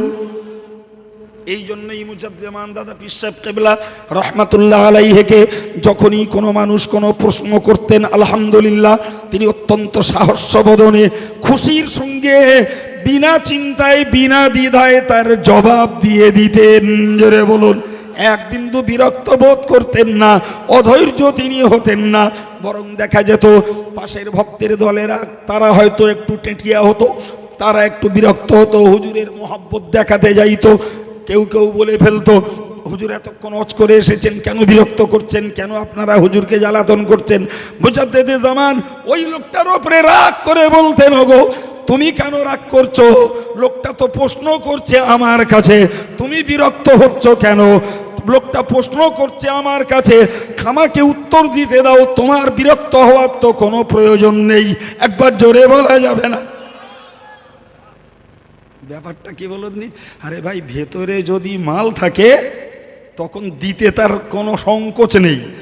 ভাঁড় যদি খালি থাকে, প্রশ্ন করলে যদি হুজুর চিত হয়ে যায়, তখনই বলতে হয় বেয়াদব, হ্যাঁ হুজুরের কাছে প্রশ্ন, ব্যাস চিৎপাত হয়ে গেল। এই কথা বুঝতে পারছেন না? ভিতরে যদি জিনিস থাকে তখন বেয়াদব বলে বসিয়ে দেওয়ার প্রশ্ন ওঠে না। মুজাদ্দেদে জামান চিন্তা করতেন, এই লোকটি একটা প্রশ্ন করছে, উত্তরটা দিলে তার একটা জ্ঞান হবে, উত্তরটা দিলে হয়তো এর ভিতর দিয়ে এই লোকটা হেদায়েত হতে পারে, উত্তরটা দিলে তার মনটা শান্ত হবে, সে হয়তো নেক আমলের প্রতি আগ্রহী হবে। জোরে বলুন সুবহানাল্লাহ। ঠিক না ভুল? জি। আর আজকের জমানায় কি হচ্ছে, প্রশ্ন করলি মারির ব্যবস্থা। আমি কি অবাস্তব বললাম না বাস্তব? ইস, ছি ছি ছি। একটা মানুষ জানতে চাইতে পারে, আচ্ছা ভাই আমার জানা নেই, এখন পরে বলে দেবো, হতেই পারে, অসম্ভব কিছু। আমি আব্দুল কাইয়ুম বসেছি বলে কি সব জেনে বসে আছি? It is impossible. এটা কোশ্চিনকালেও সম্ভবপর নয়। লাখো জিনিস জানি না। একটা মানুষ যদি জিজ্ঞাসা করে, বললাম ভাই এটা জানি না, কিংবা ভাই আমার পড়া আছে এখন মনে নেই, পরে জিজ্ঞেস করে বলে দেবো, অসম্ভব কিছুই না। বড় বড় ইমামেরা বলেছেন, আমরা তো তাদের পাত ধুলোর যোগ্যও নই। জি। কিন্তু আমাদের দেশের কিছু মানুষের দোষ হলো, জানবে না ভুল বলে দেবে, আর যদি না জানে তার ওজন মারির ব্যবস্থা করবে। তুই বেয়াদবি গেলি কেন হুজুরির নামে? জি ভাই, আমার দাদা পীর সাহেব কিবলা রহমাতুল্লাহ আলাইহি একদম 100% লায়েক যোগ্য ব্যক্তি। ফলে যে কেউ তার কাছে প্রশ্ন করতেন, তিনি খুশির সঙ্গে সাহাস্য বদনে তিনি তার উত্তর দিতেন। জি, মানুষগুলো সন্তুষ্ট হয়ে চলে যেত। জি ভাইরা আমার, মুজাদ্দেমান দাদা হুজুর কিবলা রহমাতুল্লাহ আলাইহি, তাহলে একদিকে দেখলাম তিনি মুহাদ্দিস, আর একদিকে দেখলাম তিনি মুফতি ফকিহ। ভাই এবার একটা কথা বুঝুন, তিনি মুজাদ্দেদ হয়েছেন, মুজাদ্দিদিয়াতটা একটা কর্মদক্ষতা, ওটা শিক্ষা না। ওটা কি? কর্মদক্ষতা, ওটা শিক্ষা না। জি, শিক্ষাটা হলো ইলমে জাহিরি, ইলমে বাতিনি। তো আমি এ পর্যন্ত যা বললাম, তিনি ইলমে জাহিরির হকদার হয়েছেন, কিন্তু ইলমে বাতিনি তার কাছে এখনো ঘাটতি আছে। ফলে তিনি নিয়মতান্ত্রিকভাবে কলকাতায় মানিকতলাতে শায়িত সুফি ফতেহ আলী ওয়াইসি হুজুরের কাছে শিষ্যত্ব বরণ করে বায়াত হয়ে মুরিদ হয়ে আধ্যাত্মিক শিক্ষা জোগাড় করতে শুরু করলেন। ওটাও একটা শিক্ষা। জি ভাই, ভাবতে অবাক লাগে, আমাদের দেশের ইয়ং স্টাফ, যুব সমাজ, এরা পীর পীর করে পাগল। জি, পীর পীর করে এতনা পাগল যে ভাই সবে বরাতে দেখা যায় নিজের নামাজ নেই, নিজের তওবা ইস্তেগফার নেই, কোরআন তেলাওয়াত নেই, মাজার জিয়ারাত করতে রাত্রিবেলা বার হচ্ছে হই হই করে, ফুরফুরা পীর সাহেব জিন্দাবাদ, বসিরহাট পীর সাহেব জিন্দাবাদ, পানিগোবরা শরীফ জিন্দাবাদ, এই করে করে বেড়াচ্ছে, মনে মনে করছে আর শয়ে বরাত। সুতরাং পীর সাহেবরা সব মাজারে ধামাই করে নিয়ে বসে রয়েছে, গেলেই খামসা খামসা দিয়ে দেবে। আপনারা গ্রাম অঞ্চলে থাকেন তো ব্যাপারটা অত হয়তো জানেন না। জি, আমরা রাস্তার উপরে চলি তো ভাই, দেখলে আপনার মাথা বিগড়ে যাবে যে এরা একটা এবাদাতের রাত, এরা করছেটা কি। জি, মাজারটায় যেয়ে দেখুন তিল ধরানোর জায়গা নেই, অথচ দুনিয়ার কোনো কেতাবে লেখা নেই যে সবে বরাতে পীরের মাজারে গেলে আহামরি কিছু পাওয়া যাবে। বরং পীর অলিদের মাজারে জিয়ারাতের সারা বছরই প্রতিদিন রাত সময় খোলা আছে। বরং সবে বরাতটাতে তুমি বাড়ি বসে আল্লাহর ইবাদত করো, তাতে তোমার ফায়দা হবে, ও বুঝবে না। জি, পীর সাহেব কেবলা জিন্দাবাদ। আর ওই জিন্দাবাদ দিতে যেয়ে নিজেদের নামাজ, কালাম, তসবিহ, তেলাওয়াত, জি শরিয়ত বিরোধী কাজগুলোকে পরিত্যাগ, ওসব ধান্দানি মনে মনে করছে হুজুরির পেছনে জিন্দাবাদ দিলে হুজুর আমার গা জান্নাতে লেজার সময় লেজে বেঁধে লে চলে যাবে। এই ভুল বলছি? প্রচুর মানুষের এই ভ্রান্ত বিশ্বাস তৈরি হয়েছে, নাউজুবিল্লাহ। ওগো ভাইরা আমার, ভালো করে মনে রাখুন, মুজাদ্দিদ জামান দাদা পীর সাহেব কেবলা রহমাতুল্লাহ আলাইহির কথা বলছি। বাস্তব শিক্ষাটাকে লক্ষ্য করুন ভাই। সারা পৃথিবীতে যত হাক্কানি পীর অলি তৈরি হয়েছেন, ইতিহাসের পাতায় যাদের নামগুলো স্বর্ণাক্ষরে লেখা রয়েছে, ভাই আমার বিশ্বাস করুন, তাদের মূল কাজ হলো, তাদের মূল চিন্তা চেতনা হলো ভক্তদের শিরক বিদআত দূর করা, ভক্তদেরকে ইবাদত আমলের প্রতি আকৃষ্ট করা, ভক্ত সমর্থকগুলোকে আল্লাহওয়ালা বানানো এবং শরীয়ত বিরোধী কার্যকলাপ থেকে তাদের সুরক্ষা দেওয়া। এটাই ছিল तमाम পৃথিবীর হাক্কানি পীর অলিদের বাস্তব আমল। আজকের জমানায় আমরা যারা আমজনতা পীর করি বটে, কিন্তু খোঁজ করলে দেখতে পাওয়া যাবে ভাই শতকরা 2-4টে লোক কোনো পীরের মুরিদ হয়ে, কোনো পীরের কাছে শিষ্যত্ব বরণ করে, তার দেওয়া সবক আমল করে নিজের জীবনটাকে সংশোধন করেছে, তার দেওয়া সবক আমল করে নিজের জীবনটাকে আমলে পূর্ণ করতে পেরেছে। এ মানুষের সংখ্যা নিতান্ত কম। বিশেষ করে যুব সমাজের ভিতরে এই জাতীয় কোনো চিন্তা অনুভূতি কিছুই নেই, শুধুই রয়েছে মৌখিক জিন্দাবাদ দেওয়ার একটা ফোয়ারা। ঠিক না ভুল? কজনকে দেখাবেন আপনি যে এই লোকটা অমুক পীরের মুরিদ আর এই সবক আমল করছে? দেখাতে পারবেন না। জি, দেখাতে পারবেন না।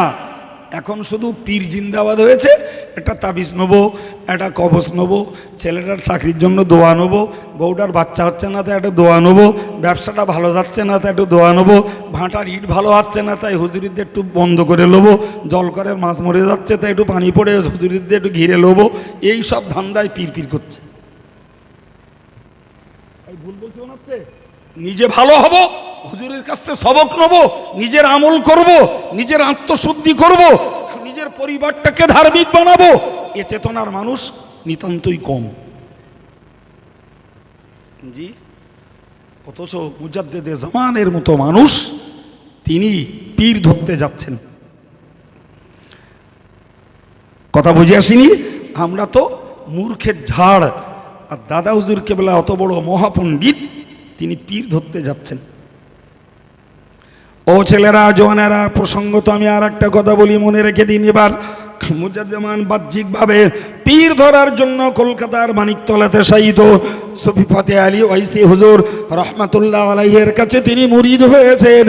ভাই আমার, এটা তো তার সাধারণ নিয়ম পালন, কিন্তু জানেন কি তার জীবনীতে স্পষ্ট করে উল্লেখ করা রয়েছে। মুজাদ্দিদ দাদা হুজুর পীর কেবলা রহমাতুল্লাহ আলাইহি তখন হুগলি জেলার সীতাপুর মাদ্রাসাতে পড়তেন, তখন তিনি ছাত্র। ওই সময়ে 4 তরিকার নিসবত তার উপরে নিক্ষিপ্ত হতো, 4 তরিকার ফয়েজ তার উপরে নিক্ষিপ্ত হতো। ও ভাইরা আমার, কাদরিয়া, চিশতিয়া, নকশবন্দিয়া, মুজাদ্দিদিয়া, আলিয়া, এই তরিকার সমস্ত ফয়েজ তার উপরে নিক্ষেপ হতো। ওই ফয়েজের জোরে তিনি জিকির করতে করতে দেওয়ানা হয়ে মাদ্রাসা থেকে বাইরে চলে যেতেন। গোটা রাতটা অলিতে গলিতে পল্লীতে জিকিরে জিকিরে তিনি ঘুরে ঘুরে কাটাতেন। কখন ফজরে রক্ত হতো তার সম্মিত থাকতো না। গ্রামের মানুষেরা সকালবেলা উঠতো, ফজরের নামাজ পড়ে দেখতো মাদ্রাসার একটি ছাত্র বাইরে বাইরে আল্লাহ আল্লাহ করে করে বেড়াচ্ছে।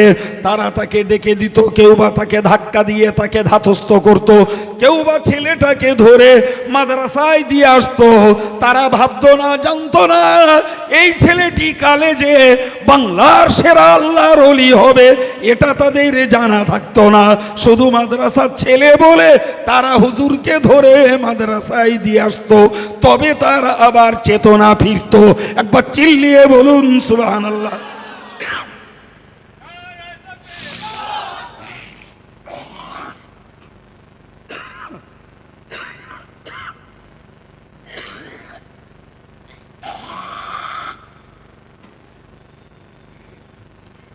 আল্লাহু আকবার।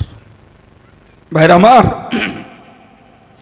একটু বলবেন দাদা হুজুর বাংলার সেরা ওলি নিজে নিজে হয়েছেন? একটু জোরে বলুন। জি, তিনি তো তখন ছাত্র, তখন মুরিদ হননি, তখন তাসাউফ তথা তরিকতের আত্মশুদ্ধির অন্তরকে পরিষ্কার করার আমল তখনও তিনি করতে পা বাড়াননি। তখন তো তার ইলমে জাহিরি কেতাবের জ্ঞান জোগাড়ের জীবন। ওই সময়ে যদি তিনি জিকিরে দেওয়ানা হয়ে রাস্তায় রাস্তায় ঘোরেন, জি কেতাবে লেখা রয়েছে যে 4 তরিকার ফয়েজ তার উপরে নিক্ষিপ্ত হতো। কে করতেন? সুবহানাল্লাহ। তাহলে দাদা হুজুর কেবলাকে দিয়ে কাজ নেবেন, ইসলামের খেদমত নেবেন, ফলে আল্লাহ তাকে বানিয়ে নিয়েছেন। তা না হলে ছাত্র জীবনে তরিকতের আধ্যাত্মিকতার প্রবাহ, আধ্যাত্মিকতার ফয়েজ তার উপরে নিক্ষিপ্ত হতো না। বাপ জি, এই সূক্ষ্ম দিকগুলো আলোচনায় হয়ও কম আর আমরা বুঝিও কম। জি, ওই জন্য মনে মনে করি জি যে কোনো নবী যদি মোজেজা কারুর দ্বারায় হয়, মনে করি নবী দেখিয়েছে, কারামত হলি মনে করি পীর সাহেব দেখিয়েছে। বাইরে কোনো মোজেজা কোনো নবী নিজে দেখায় না, দেখায়নি, আর কোনো পীরলি কারামত নিজে দেখায় না। বাপ জি, দিন ধর্মের স্বার্থে আল্লাহ পাক মোজেজা আর কারামত নবী আর ওলিদের দ্বারাতে প্রকাশ করিয়ে নেন। আমরা উল্টো বুঝি, আর উল্টো বুঝি বলি সব গুনাশ হয়। কি বলছি বুঝতে পারেননি? আপনি যান এই মুহূর্তে আপনি যান, যে দেখুন হাড়োয়ার পীরের মাজারে, ক্যানিং পীরের মাজারে, ঘুঁটিয়ারি পীরের মাজারে, ভাঙড়ের পীরের মাজারে, কলকাতার পীরের মাজারে, দিল্লি বোম্বাই যে কোনো পীরের মাজারে যান, দেখেন গে যান এই মূর্খরা কি করে ঘোঁটা কেটে বেঈমান হচ্ছে। একটা সাধারণ সেন্স যদি থাকে তাহলে তো পরিষ্কার বোঝা যায় যে পীরগুলো এসেছিলেন শিরক তাড়িয়ে ইমানের বাতি জ্বালাতে, বেদাত তাড়িয়ে সুন্নতকে জিন্দা করতে। জোরে বলুন সুবহানাল্লাহ। আর সেই মানুষগুলো যেই না কবরে গেছে, এ মূর্খগুলো তাদের কবরগুলোকে কেন্দ্র করে নতুন করে বেঈমান হওয়ার ধান্দা নেছে। মনে মনে করেছে যে এই পীর সাহেব ইনি যখন এত বড় আল্লাহর ওলি, এখানে এসে মুখ ছুবড়েলেই হয়ে যাবে। আরে গভেট, এটা বুঝলি না যে তুই যার কবরে যে মুখ ছোবড়াচ্ছিস, বাতি দিচ্ছিস, আর সেখানে চাদর চড়াচ্ছিস, আর সেখানে সেজদা ঠুকছিস, সেই মানুষটাই তো গোটা জীবন আল্লাহ পাকের কাছে মাথা নত করেছেন, সারা জীবনটা আল্লাহর কাছে ফিকিরি করেছেন, রাত জেগে চোখের পানি ফেলে তাহাজ্জুদের নামাজ পড়ে কোরআন তেলাওয়াত করে জিকির করে, জি চোখ তাদের কত গলে গেছে, আর তুমি নাদান সেখানে যে মুখ ছুঁড়ে মনে মনে করছো আমি এক বড় পীর ভক্ত। গাধা। জি এই মূর্খতার জন্যই তো এদের কপালে এত দুর্গতি। তারা ফিকিরি করলেন আল্লাহর কাছে, আর এরা ফিকিরি করছে পীরের কাছে। ঠিক বলিস না ভুল বলিছি? জি। অথচ ভাবলো না যে আল্লাহ পাক এইরকম মানুষগুলোকে তার দ্বীনের স্বার্থে, তার ইসলামের খেদমতে জাতিকে তথা তার বান্দা বান্দিকে হেদায়েতের জন্য আল্লাহ বানিয়ে নেন। জি। খাজা সাহেবের দ্বারাতে ভারতবর্ষে ইসলাম প্রতিষ্ঠিত হয়েছে। সুবহানাল্লাহ। জি। ওগো, খাজা কি ভারত চিনত? কথা বলেন। তিনি তো সেই ইরাকে সানজারের লোক। জি ভাই, তাকে ভারত চেনানো হয়েছে স্বপ্নের ভিতর দিয়ে। কে চিনিয়েছে? ভারতবর্ষে তখন চলছিল পৃথ্বীরাজের রাজিত্ব। জি। জয়পালের রাজিত্ব, যুগীর রাজিত্ব। ভাই সেই জমানায় মুজাদ্দেদে জামান খাজা সাহেব হুজুরকে আল্লাহ পাকই স্বপ্নের ভিতর দিয়ে তাকে ম্যাপ দিয়ে পথ ঠিকানা দিয়ে ভারতবর্ষে পাঠিয়ে দিলেন। জি। তার অসাধারণ অলৌকিকত্ব আল্লাহ পাক দান করলেন, যার বিনিময়ে ভাই পৃথ্বীরাজের বেতনভোগী চাটুকাগাররা খাজা সাহেবের কাছে আত্মসমর্পণ করে, খাজা সাহেব তাকে ব্যক্তি স্বার্থে কাজে লাগাননি, তাকে ইসলামের গোলাম বানিয়ে নিলেন। জোরে বলুন। ঠিক না ভুল?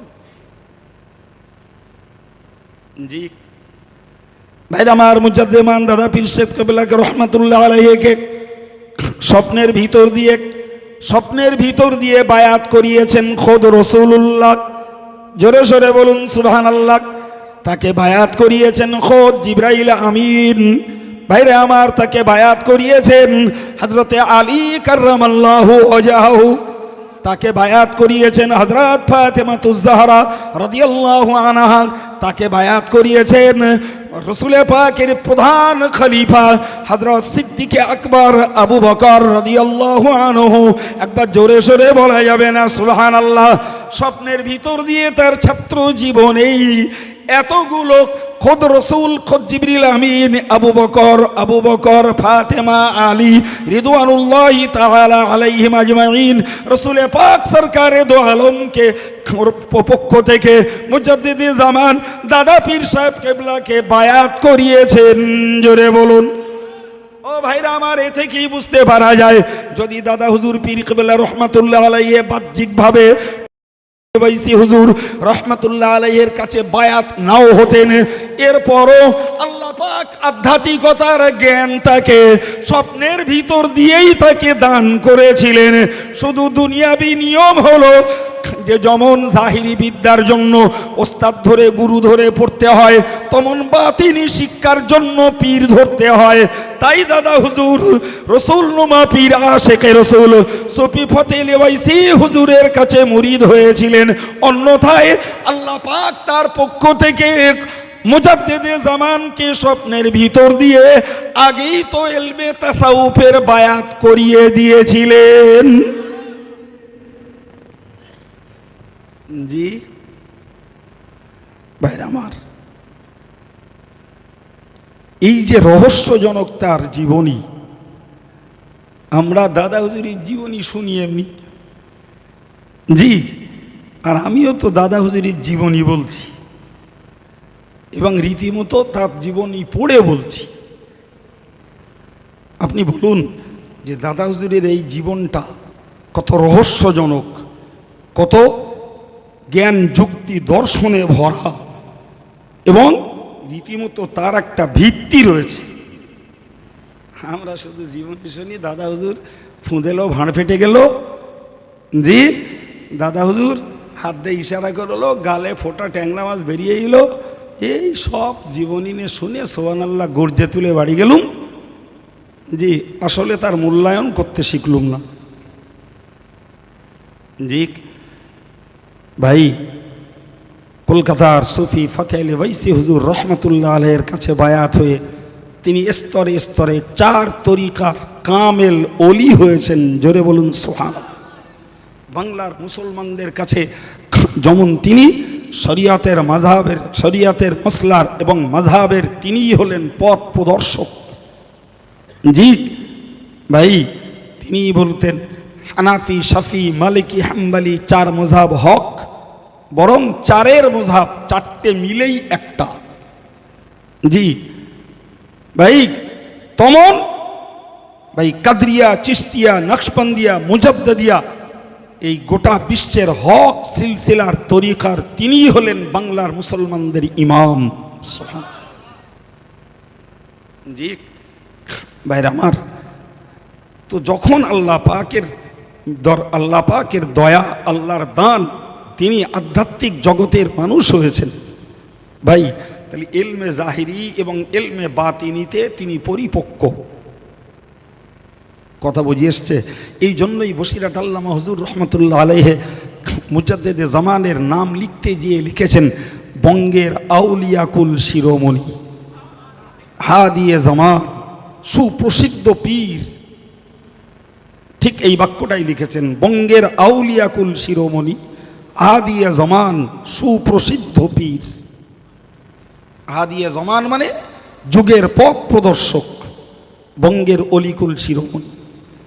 ভাই, এরপরে মুজাদ্দিদে জামান যখন তার কর্মদক জীবনে নেমেছেন, ভাই রুটির জন্য নয়, রুজির জন্য নয়, জি তার পেট পকেট গরম করার জন্য নয়, আল্লাহ পাক তো তাকে মনোনীত করেছেন, তাকে নির্বাচিত করেছেন, জি বাংলার মুসলমানদের কুসংস্কারকে দূর করে হেদায়েতের আলোয় আলোকিত করার জন্য। ভাইরা আমার, এই জন্যই মুজাদ্দিদে জামান জীবনে পয়সার দিকে তাকাননি, জীবনে তিনি গাড়ি বাড়ির দিকে তাকাতে যাননি। কখনো বা পালকি যোগে, কখনো বা গরুর গাড়ি যোগে, কখনো বা পায়ে হেঁটে, কখনো বা মাটিন ট্রেনে, ভাই বাংলার এই প্রান্ত থেকে অপ্রান্ত পর্যন্ত হেদায়েতের আলোক বর্তিকা নিয়ে ছুটেছেন। যখন বাংলায় চলছিল গানের বাজার, বাংলায় চলছিল তখনকার যুগে ভাই ফকরে মতের আড্ডা, বাংলায় চলছিল তখনকার যুগে কত সেরেকি প্রথা। এই বাংলার মুসলমানরা এরা লুঙ্গি পরতে জানতো না, এরা ধুতি পরতো, এরা সেরেক করতো, এরা আশ্বিন যায় কার্তিক আসে বলে এরা শাইরি গেয়ে কার্তিক পুজো দিত, এরা লক্ষ্মীর গোলায় ধান দিয়ে ধান কাটতে যেত। ও ভাইরে আমার, এরা গণেশ পুজো দিত, এরা মনসার পুজো দিত। এই বাংলার মুসলমানেরাই, ও ইমানদার মুসলমান, এরা নাম রাখতো গুয়ে, গোবর্ধন, পেঁচো, পাঁচি, 1 করে 3 করে 9 করে, এইসব ছিল মুসলমানের নাম। এই সমস্ত রকমের কুসংস্কারের নাম, কুসংস্কৃত পোশাক আর কুসংস্কারের জীবনযাপন দূর করতে মুজাদ্দিদে জামান যখন তার মধুর কণ্ঠে কোরআন বলে আর হাদিস বলে মানুষকে বোঝাতে লাগলেন, একদিকে তার বাহ্যিক বক্তব্য, অপর দিকে তার আধ্যাত্মিকতার ফয়েজ, ভাই মানুষের অন্তরে যেন খোদাই করা পাথরের গাঁথার মতো গেঁথে যেত। তাতেই তো বাংলার মুসলমানেরা ছেড়ে দিল মানিকের দরগায় যাওয়া, ছেড়ে দিল তারা সেরেকের দরগায় যাওয়া। ভাইরা আমার, তারা বটতলায় যাওয়া, গাছতলায় যাওয়া, জিবরিতলায় যাওয়া, এখানে দুধ ঢালা, ওখানে বাতাসা ঢালা, ওখানে মনসা করা, ওখানে ছাগল দেওয়া, মোরগ দেওয়া, এসব বন্ধ করে দিয়ে মুজাদ্দিদে জামানের কাছে তারা তওবা করলো। ভাইরা আমার, ঠিক এই করতে করতে একটা নয়, দুটো নয়, তিনটে নয়, কত সুদখোর, কত মদখোর, কত গানের দল করা লোক, কত ভণের লোক, কত ফকরে মত, যা মুজাদ্দিদে জামানের প্রচেষ্টায় হেদায়েতের আলোয় আলোকিত হয়েছে। 1 নয়, 2 নয়, 3 নয়, এপার বাংলা ওপার বাংলা মিলে 80 থেকে 90 লক্ষ মানুষ মুজাদ্দিদে জামানের হেদায়েতে আলোক প্রাপ্ত হয়েছেন। সুবহানাল্লাহ। জি ভাই, বড় দুঃখের সঙ্গে বলতে হয়, বড় বেদনার সঙ্গে বলতে হয়, বর্তমান সময়টাকে লক্ষ্য করলে দেখতে পাওয়া যায় আজকের এমন অনেক জলসা হয়, 15,000 20,000 টাকা দামের বক্তা। বিশ্বাস করুন, ইমানদাররা তাদের ওয়াজ শুনতে গেলে ওয়াজ শুনে বেঈমান হয়ে বাড়ি যায়। ভুল বলছি? ইমান নিয়ে মজলিসে যায় আর বেঈমান হয়ে বাড়ি চলে যায়। আমলওয়ালা লোকগুলো আমল নিয়ে যায় আর অশুনে বাড়ি যাবার সময় বলতে বলতে যায় আমল না করলেও চলে যাবে, কেননা হুজুর তো বুকি করে জান্নাতে চলে যাবে। জি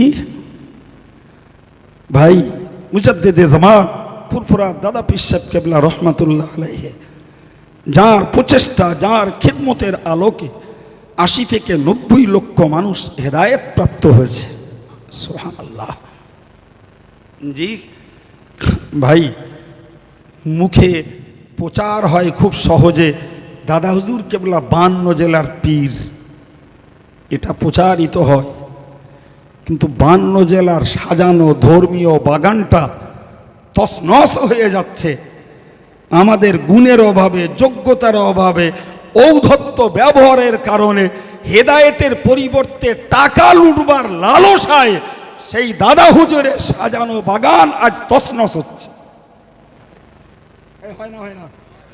জি, যে মুজাদ্দিদে জামান তার বাগান ধর্মীয়ভাবে সাজিয়ে গেলেন, জি লজ্জাস্কর কথা, সেই বাগানকে সুরক্ষা দেওয়ার আজকে লোকের অভাব হয়ে পড়েছে। পড়েছে না পড়িনি? লোকের অভাব হয়ে পড়েছে। শুধু চলছে একটা বাহ্যিক ভালোবাসার ফোয়ারা। জি, আজকের চেতনা লোক বিরোধী দলে চলে গেছে, বিরোধী মতে চলে গেছে, বিরোধী আদর্শে চলে গেছে।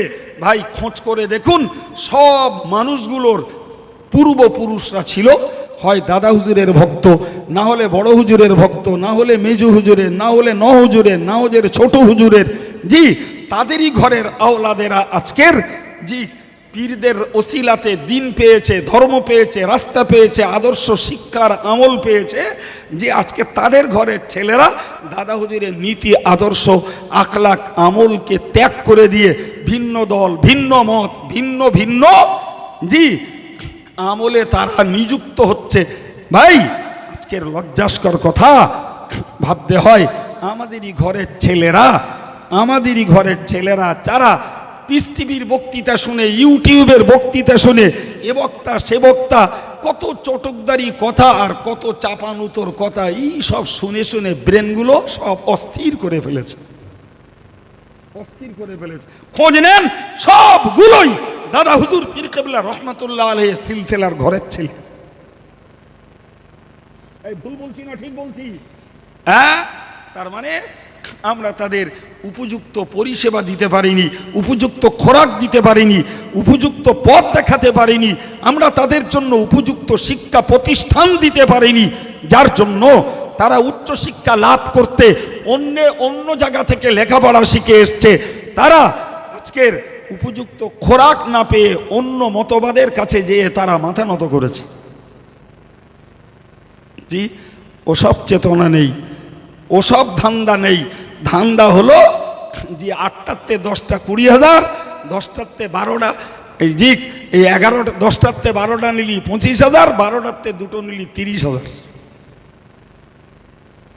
ট্রেনের এই ফ্লাইটের টিকিট, জি 9 মাস আগে নিলি রেট কম, কাছাকাছি নিলি রেট বেশি। কি হলো, আমি যেন কবর খোলায় বলছি মনে হচ্ছে? ঠিক বলেছি না ভুল বলেছি?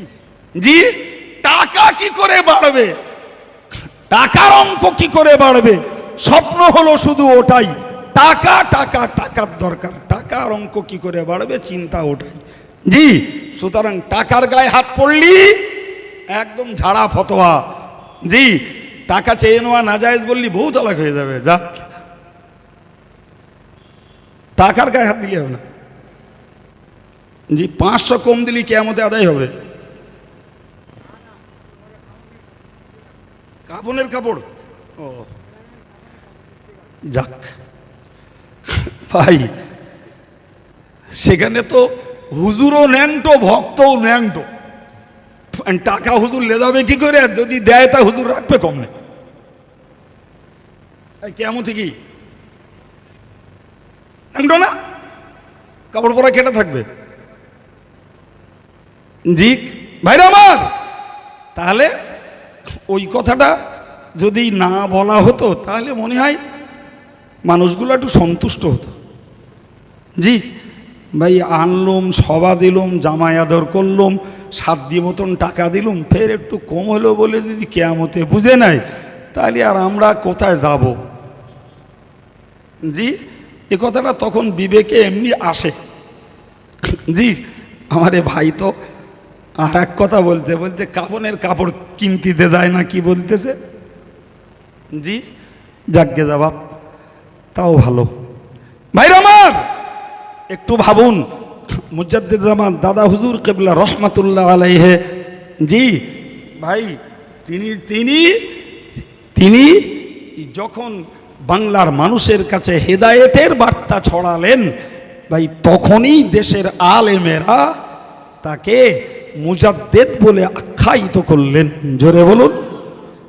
যদিও হাদিস শরীফে এসেছে, প্রিয় নবী সাল্লাল্লাহু আলাইহি ওয়াসাল্লাম জানিয়েছেন, ইন্নাল্লাহা ইয়াবআসু আলা রাসি কুল মিয়াতি সানাতিন মায়ুজাদ্দিদু লাহা দীনাহা। হুজুর বলেছেন, ও সাহাবীরা তোমরা মনে রাখো, মহান আল্লাহ পাক প্রত্যেক শতাব্দীর শিরোভাগে, প্রত্যেকটা শতাব্দীর শিরোভাগে, এই শিরোভাগের ব্যাখ্যাতে ওলামারা বলেছেন, কেউ বলেছেন একটা শতাব্দী শুরু হওয়ার প্রথম দিকে, অথবা কেউ বলেছেন একটা শতাব্দী শেষ হবার দিকে। কোনটা ঠিক আল্লাহ বেহেতার জানে। তবে হাদিস শরীফের শব্দটা হলো আলা রাসি মিয়াতি কুল্লি সানাতিন, বৎসরের মাথার দিকে, মাথাটা গোড়া বলবেন না সেই 90 বৎসরের পরে বলবে, আল্লাহ ভালো জানে। মুহাদ্দিসরা দু রকমের ব্যাখ্যা করেছেন। ভাইরা আমার আল্লাহ পাকের নবী জানিয়েছেন, প্রত্যেক শতাব্দীর শিরোভাগে আল্লাহ পাক এমন কিছু ব্যক্তিদেরকে পৃথিবীতে পাঠান যে মানুষগুলো ধর্মের কুসংস্কার দূর করে ধর্মের সংস্কার সাধন করে। জি এটা হাদিস আবু দাউদ শরীফে হাদিসটি স্পষ্ট রয়েছে। ফলে আমাদেরকে মনে রাখতে হবে, বাবা মনে রাখতে হবে, মুজাদ্দিদে জামান দাদা পীর সাহেব কেবলাকে মুজাদ্দিদ হিসাবে গণ্য করেছেন আল্লাহ পাক, কিন্তু ওর জন্য তো কোনো আলাদা ওহী আসেনি। এই জন্য আবু দাউদ শরীফের একটি ব্যাখ্যা কিতাব, নাম যার আউনুল মাবুদ, সেই কিতাবে উল্লেখ করা রয়েছে যে মুজাদ্দিদ নির্বাচিত হবে সমকালীন আলেমদের নির্বাচনে। একবার জোরে সোরে বলুন সুবহানাল্লাহ।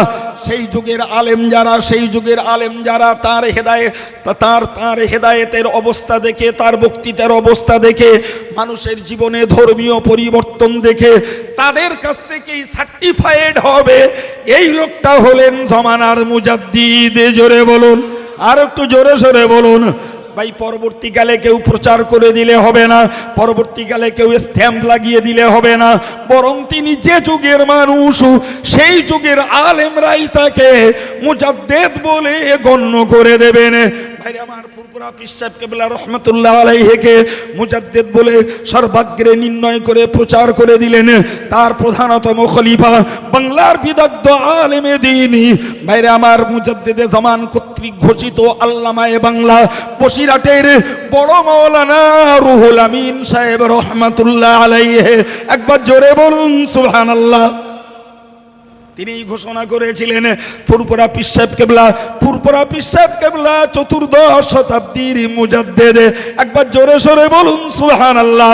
তৎকালীন সময়ের অন্য আলেমেরা তখন ভাবতে লাগলেন যে রুহুল আমিন সাহেব যে কথা বলেছে সত্যই এ কথাই তো সত্য এবং বাস্তব, যে ফুরফুরা পীর সাহেব কেবলার অ্যাক্টিভিটিস, তার কর্মদক্ষতা, তার হেদায়েতপূর্ণ বক্তৃতা এবং মানুষের জীবনের সংস্কার সাধন যেভাবে দুর্বার গতিতে চলছে, সত্যকারের তিনি চতুর্দশ শতাব্দীর মুজাদ্দিদ। জি ভাই আমার, আমি আপনাকে এতক্ষণ পরে এবার বলতে চাইছি, সেই গোড়ায় আয়াত পড়েছিলাম, মিনিট 10 বলেছিলাম, মনে পড়ছে কি? যে আল্লাহ পাক বলেছেন তোমরা আল্লাহর হুকুম মানো, রসুলের হুকুম মানো, আর তোমাদের মধ্যে যারা উলিল আমর মানে যারা হুকুম দেওয়ার মতন যোগ্য, তাদের কথাকে তোমরা মান্য করো।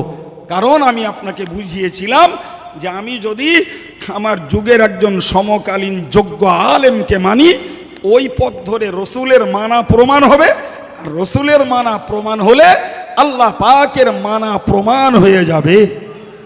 এখন আপনি বলুন, আমি এতক্ষণ ধরে বক্তৃতা করে আপনাদের বলতে আসিনি বাবারা আপনারা আব্দুল কাইয়ুমের ভক্ত হয়ে যান, বলতে বসিনি।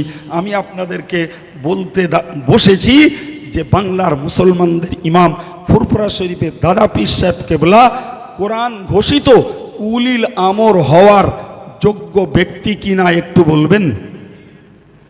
জি, জাহিরি বিদ্যায় যেমন পারদর্শী, আধ্যাত্মিক বিদ্যায় তেমন পূর্ণ যোগ্য। জোরে বলুন। এবং বাস্তবে দেখতে পেয়েছি ইতিহাসের পাতায় তার খেদমত ভাই সারা বাংলার শ্রেষ্ঠতম খেদমত। জি, ফলে তিনি যখন উলিল আমর হওয়ার যোগ্য, আপনাদেরকে বর্তমান সময়ে মনে রাখতে হবে ভাই সেই মুজাদ্দেমান দাদা পীর সাহেব কেবলা ভাই মাযহাবগতভাবে তিনি হানাফি মাযহাবের মানুষ ছিলেন। আমরা এ যুগে যতই ইউটিউবার যতই নেটের বক্তৃতা যাই শুনতে যাই, নিশ্চিত করে মনে রাখুন দাদা হুজুর পীর কেবলার মতো যোগ্য মানুষ নিশ্চিত বর্তমান জমানায় অভাব, ঠিক না ভুল? সুতরাং আমরা মুযহাবগতভাবে সেই মানুষটা যেভাবে নামাজ কালাম পড়েছেন, যেমন জামা টুপি ব্যবহার করেছেন, জি আমরা চেষ্টা করব তেমন নামাজ কালাম জামা টুপি ব্যবহার করা।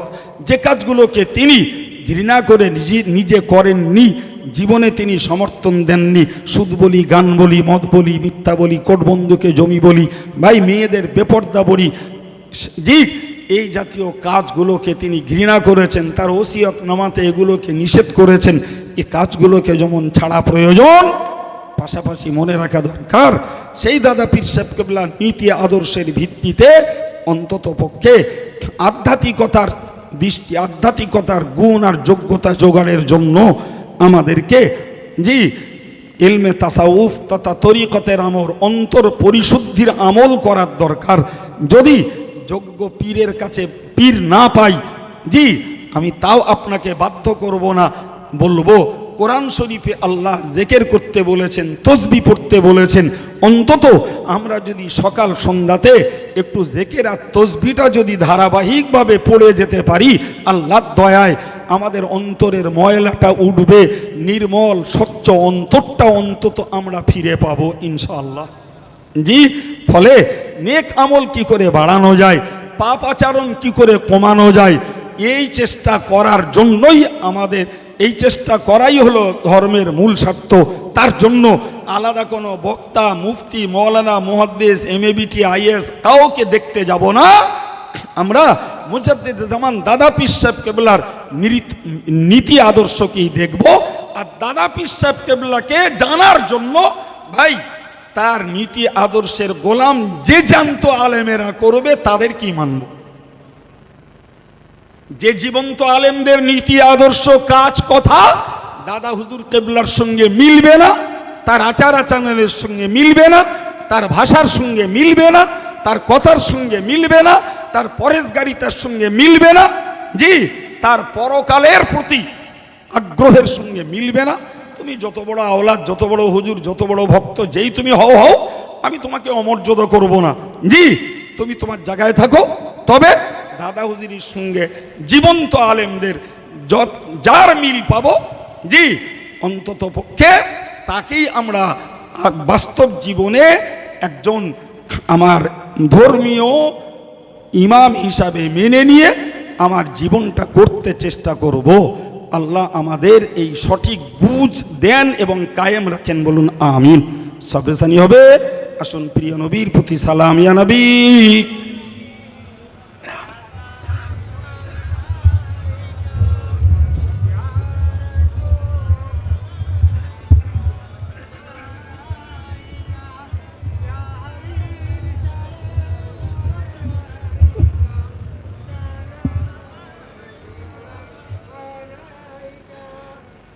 طلع البدر علينا من ثنيات الوداع وجب الشكر علينا ما دعا لله داعي يا نبي سلام عليك يا رسول سلام عليك ইয়া হাবিবি সালামুন আলাইকা সালাওয়াত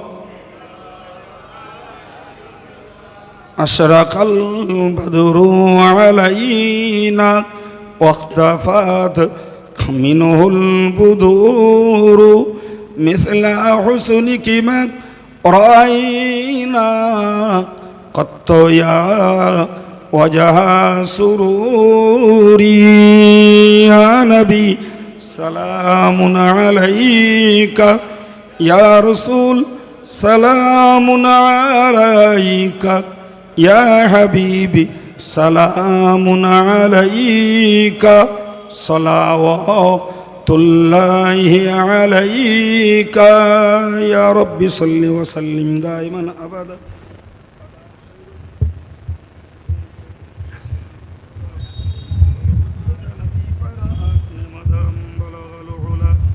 بكماله كشف الدجى بجماله حسنت جميع خصاله صلوا عليه وآله اللهم صل على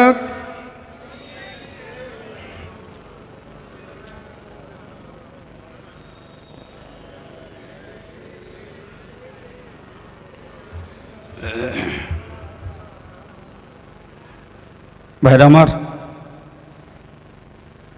আপনাদের কাছে আমার একান্ত দাবি,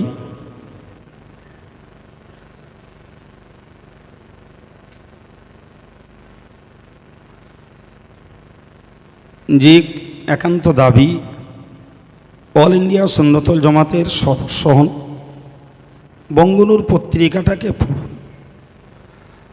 আমাদের পরিচালিত মাদ্রাসাগুলিতে আপনাদের দান আমরা কামনা করি, আলহামদুলিল্লাহ আপনারা দিয়েও থাকেন। জি, জামিয়া রহমানিয়ার মতো একটি ইসলামী উচ্চশিক্ষা প্রতিষ্ঠান, যে মুজাদ্দেদে জামান দাদা হুজুর পীর কিবলার নীতি আদর্শের উপরে আজকের 10 বছর হতে চলল, উপযুক্ত পঠন পঠনের ভিতর দিয়ে চলছে। আপনাদেরকে দাওয়াত দিচ্ছি, আগামী 1, 2, 3 ফাল্গুন তার ইসালে সওয়াবের নির্ধারিত দিন, সকলেই যাবেন। এবং জানেন এই প্রতিষ্ঠানটা একটা প্রচুর খরচের প্রতিষ্ঠান। আপনাদের কাছে আমার দাবি, জামিয়ার ইসালে সওয়াবের বিল কুপন ছাড়তে শুরু করেছি, আমার গাড়িতে আছে। যদি কোনো যুবক ভাই, কেউ কোনো মা বোন একটা 10 টাকার কুপন কি একটা 20 টাকার কুপন কি একটা বিল যদি একটু নিয়ে আপনার কাজের সঙ্গী সাথী বন্ধু বান্ধবদের কাছ থেকে হোক কি আপনার পাড়া থেকে হোক, জি বিভিন্ন মানুষ 25টা পাতা আছে, 10 টাকার কুপন দিলে 250 টাকা আপনার দ্বারাই আসবে, 20 টাকার কুপন দিলে 500 টাকা আসবে, একটা বিল নিলে 50 টাকা 60 টাকা কি 100 টাকার বিল কাটলেন, 2-5 জন কাটলেও 200-500 টাকা আপনার দ্বারাতে খেদমত হবে।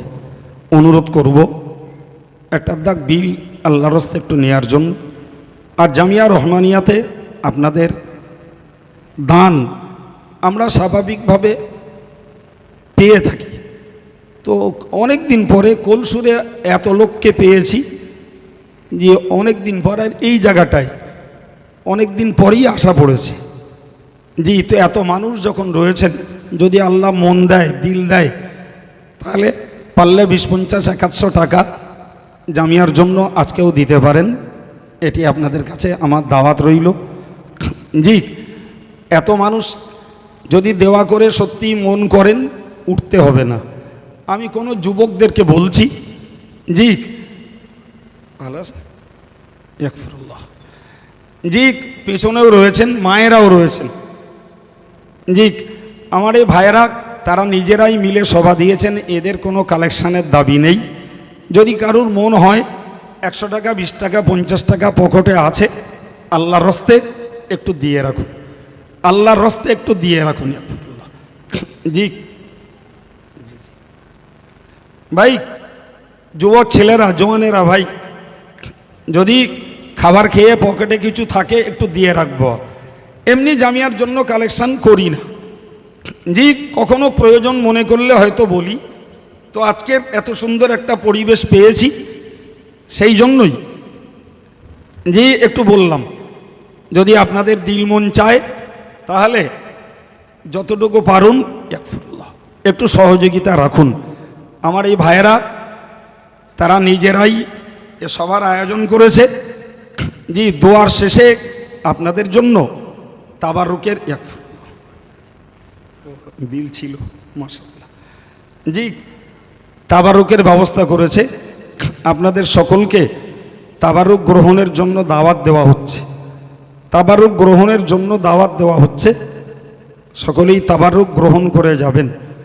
জি ভাই, এটা যেহেতু দান তোলা সভা নয়, জি তবুও মায়েদের আঁচলে যদি 2-1 টাকা থাকে। ওই একজন হাত তুলছে, দেখো ওনার কাছে পয়সাটা নাও। জি ভাই, সবাই দোয়া সবরেসানি নিয়েতে একটু দোয়া কালাম পড়ুন। আলহামদুলিল্লাহ, অনেক জোয়ান ছেলে রয়েছে যারা জামিয়ার বিল কালেকশন করে থাকেন ইসলে সবের জন্য। তো বিল যেহেতু আমার কাছেই রয়েছে, পারলে নিয়ে নেবেন। যদি কারুর মনে হয় যে এত আগে নেব না, তাহলে আপনাদেরকে আর একটা কাছের জানিয়ে রাখছি। আগামী 21শে পৌষ বাগজোলা মার্কেটের উপরে যে সভাটা হয়, আমি সেদিন ওখানে শেষে থাকব। জি, তো ওদিনই ইচ্ছা করলে আপনারা নিয়ে নিতে পারবেন। ভাই, দোয়া সবরেসানি হবে, সকলেই প্রাণ খুলে একটু দরুদ শরীফ পড়ুন। আল্লাহুম্মা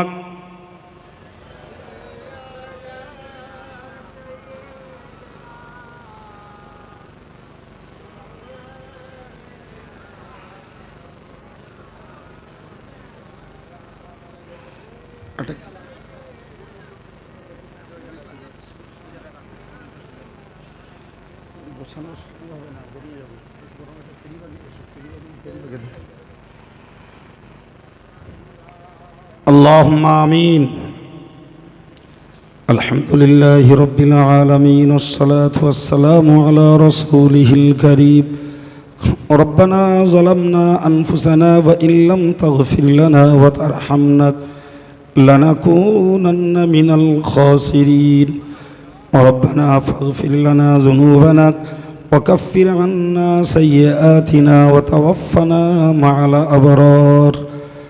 মেহেরবান আল্লাহ, আমরা তোমার গুনাহগার বান্দা বান্দি, জীবনে জেনে না জেনে ইচ্ছায় অনিচ্ছায় রাতের আঁধারে দিনের আলোতে যত গুনাহ করেছি, সকল গুনার দায়ে লজ্জিত হয়ে তোমার কাছে ক্ষমা চাইছি। মাহবুদ, আমাদের জীবনের সকল গুনাহকে তুমি মাফ করে দাও রব্বুল আলামিন। আল্লাহ, আজকের এই মহান ইসলামী দোয়ার মজলিস সবরেসানির মাহফিলটাকে কবুল করে নাও। শুরু থেকে এ পর্যন্ত ওয়াজ নসিহত দোয়া দরুদ তাসবিহ তাহলিল নবীর দরবারে সালাম শরীফ তাবারুকের ব্যবস্থাপনা আল্লাহ এই মজলিসে জামিয়া রহমানিয়ার মতো কোরআন হাদিস ফিকহ চর্চার একটি প্রতিষ্ঠানের জন্য তোমার বান্দা বান্দীদের যে দান তুমি কবুল করো রব্বুল আলামিন। এসবের বিনিময়ে খুশি হয়ে জেনে কি তুমি দান করো, সর্বাগ্রে মোদের প্রাণ প্রিয় নবীর পাক রূহের সওয়াব বকশিশ করে দাও। হুজুরের আলা ওলাদ আজওয়াজে মুতাহহারাত সাহাবায়ে কেরাম তাবেঈন তাবা তাবেঈন পীরানে তরিকাত বুজুর্গানে দ্বীন হুজুরদের রূহে সওয়াব পৌঁছে দাও। तमाम দুনিয়ার যে ইনসান ঈমান নিয়ে যারা পরলোকগত সকলের রূহের সওয়াব তুমি পৌঁছে দাও। খাস করে মাওলা চার মুজাবির ইমাম চার তরিকার ওলিয়ে কামেল হুজুরদের রূহে সওয়াব পৌঁছে দাও। আল্লাহ ফুরফুরা শরীফের মুজাদ্দিদে জামান দাতা হুজুর পীর কিবলা তৎসহ বড় হুজুর, মেজ হুজুর, সেজ হুজুর, ন হুজুর, ছোট হুজুর, আল্লাহ ওই খানদানের আরও যারা বিদায় নিয়েছেন সকলের রূহে সওয়াব পৌঁছে দাও। আল্লাহ বসিরহাটের আল্লামা হুজুর, দরগাপুরি সাহেব, হামিদি সাহেব, সরসিনা পীর সাহেব, কালিয়ানি সুবি সাহেব, হাফেজ সাহেব হুজুর কিবলা, চাঁদপুরি সাহেব, কবি সাহেব হুজুরদের রূহে সওয়াব পৌঁছে দাও। খাস করে তোমার দরবারে মিনতি করি আল্লাহ, কাঙাল বেশে কাঙালিনী বেশে দুটি করে হাত যারা উঠিয়েছি আমাদের আব্বা মা, দাদা দাদি, নানা নানি, ভাই বোন, বিবি বাচ্চা, আধার কবর জেলখানাতে যারা বন্দি, আল্লাহ ইমানের উসিলায় তাদের জীবনের গুনাহকে মাফ করে দাও রব্বুল আলামিন। আল্লাহ এর মোকাম্মল সওয়াব তুমি তাদের বকশিশ করো। আল্লাহ আজকের এই মাহফিল কায়েম করতে যে যারা পয়সা দিয়ে, খেদমত দিয়ে, শ্রোতা সেজে বিভিন্নভাবে সুন্দর করে তুলেছেন, সকলের প্রতি তুমি রাজি খুশি হয়ে যাও আল্লাহ। তাদের মুর্দাগুলোর জন্য এ দোয়াকে নাজাতের উসিলা তুমি বানিয়ে দাও আল্লাহ।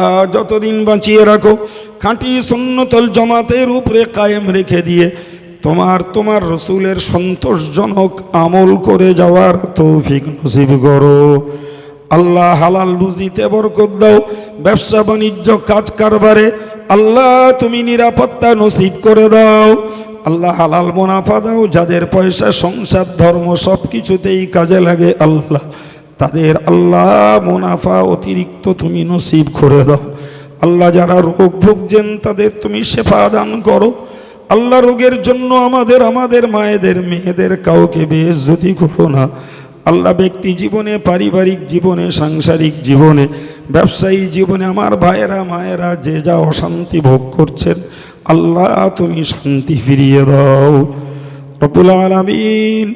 মিথ্যাবাদীর মিথ্যা অপবাদ, চগলখড়ির চুগলি, হিংসুকের হিংসা, অশুভ শক্তির অশুভ হস্তক্ষেপ থেকে জানমান, ইজ্জত, আবরু, মাল, আসবাব, আলাউলাদ, বিবি বাচ্চা, ভাই বোন, মহাব্বতের মানুষজনকে রাতে দিনে, স্বদেশে বিদেশে সর্বত্র তুমি হেফাজত করো